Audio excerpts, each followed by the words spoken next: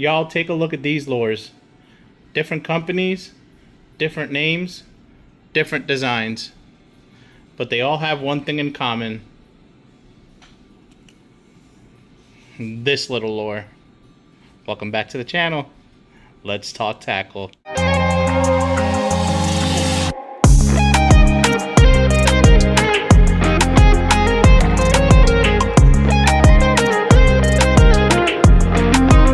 Welcome back to the channel, guys, and the very first episode of the Tackle Junkie. As you saw in the thumbnail and the title of this episode, the lure everyone tried to copy, we are talking about vintage baits. And if you watch this channel for any amount of time, you're going to learn something about me very quickly.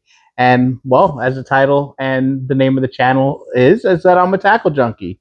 From modern tackle, vintage tackle, rod building, fly fishing. If it's meant to catch fish or designed to catch fish, I want to know about it. And recently, I started collecting these. The Heddon River Runts. I started collecting them because I thought they were cool and funny looking and silly, especially that little face. Look at that little face. It's so silly, right? But as I'm going through my collection and I'm learning more about them, I started realizing something. And that's that the Heddon River Runt isn't alone. You got something like this. Looks similar to it, but not the Heddon River Runt. This is a Paul Bunyan. Then you got this guy over here.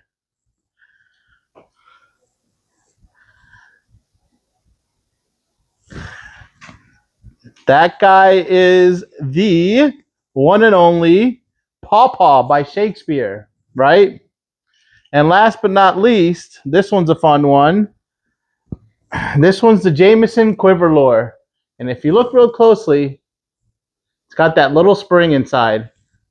Kind of similar face, same kind of shape, silly looking, but a different brand. Look at the shape, that curved body, that diving lip, those ridiculous little eyes. Today we look at this and see a vintage fishing lure. But when fishermen first encountered this design like this, they were looking at fishing technology.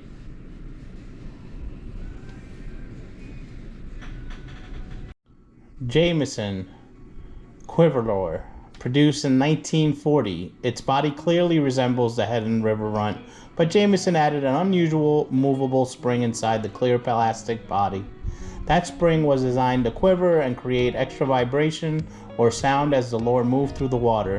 Its history is a little murky, but it appears connected to the inventor Dylan Beck. Or I should say Dylan Beck, and was produced for only a short time. This is the Dapper Dan from the Paw Paw by Shakespeare line. Paw Paw was a Michigan lure company dating back to the 1920s, and Shakespeare acquired its lure operation around 1970. Shakespeare renamed the Paw Paw's earlier lippy design the Dapper Dan and marketed it during the 1970s. Like the River Runt, it has that curved body, built-in diving lip, making it another clear variation on that same proven design. This is the Paul Bunyan Weaver, model 1900, made in Minneapolis, beginning around the mid-1940s. Paul Bunyan gave it a curved plastic body and diving profile very similar to the Heddon River Runt. Its name most likely came from its side-to-side weaving action. They also produced a longer-lipped version called the Deeper Weaver, designed to reach greater depths. And between you and I, as much as I love my Heddon River Runts, I just think this one's just a little bit cooler. But we'll keep that between us tackle junkies. I started buying River Runts because I thought they were cool. I kept buying them because apparently I have no self-control. But somewhere along the way, I realized I wasn't collecting different colors of an old fishing lure. I was collecting pieces of a story about innovation, fishing history, and the lure companies trying to build the next bait fishermen couldn't live without. And all of that started for me with this little crazy looking little lure. Now, collectors are probably going to hate me for this because I'm about to ask the question collectors aren't supposed to ask. Which one of these would I actually fish? This is a great little lure for light to medium depths, probably around 3 to 5 feet. You got your deeper diving lures.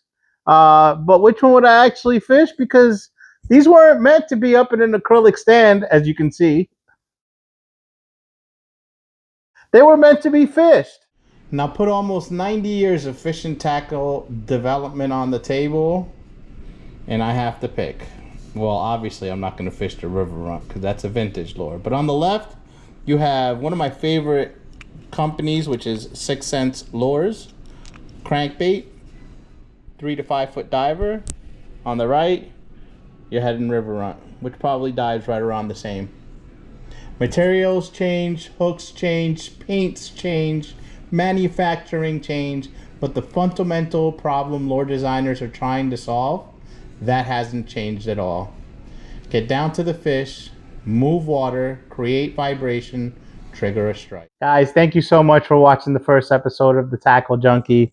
I hope y'all learned something a little bit about heading and the river runts and how companies, even back then, just like they are now, copy each other to see who the next fisherman they can catch is. So I'm Alex.